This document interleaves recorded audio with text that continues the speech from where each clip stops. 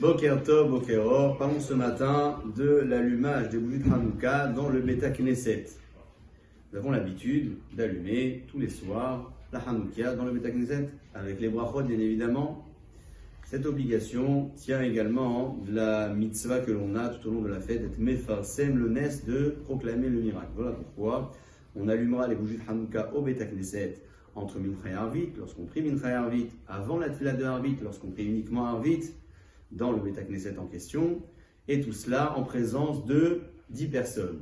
Celui qui a allumé les bougies de Hanouka avec les brachot au Beta Knesset pourra rallumer à la maison avec les brachot intégralement, même le Shehianou, dans la mesure où il va acquitter Bnei Beto, c'est-à-dire sa femme et ses enfants. Lorsque l'on parle de l'allumage des bougies du Beta Knesset, on doit obligatoirement se rappeler de l'emplacement de la menorah du Beit Hamikdash. Vous savez qu'elle était située au Darom, c'est-à-dire au sud, à droite donc du Echal, à droite du Echal HaKodesh. Voilà pourquoi nous aussi nous allons placer donc la menorah au Darom, ce qui veut dire qu'on va la placer à droite ici du Echal, et on la situera Ben Mizrach le Ma'arav.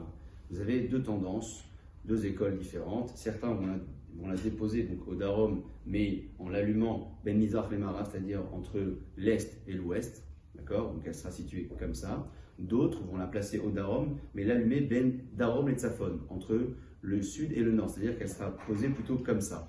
Ici, à droite du Echal, ou comme ça. Vous avez donc deux écoles. Nous, on va prendre l'habitude, non pas comme Minhag Yerushalayim, on l'allumera ici à la droite du Echal, mais en la disposant Ben Mizrach le Ma'arav, entre l'est et l'ouest. Donc on allumera ici comme ça, elle sera déposée dans ce sens.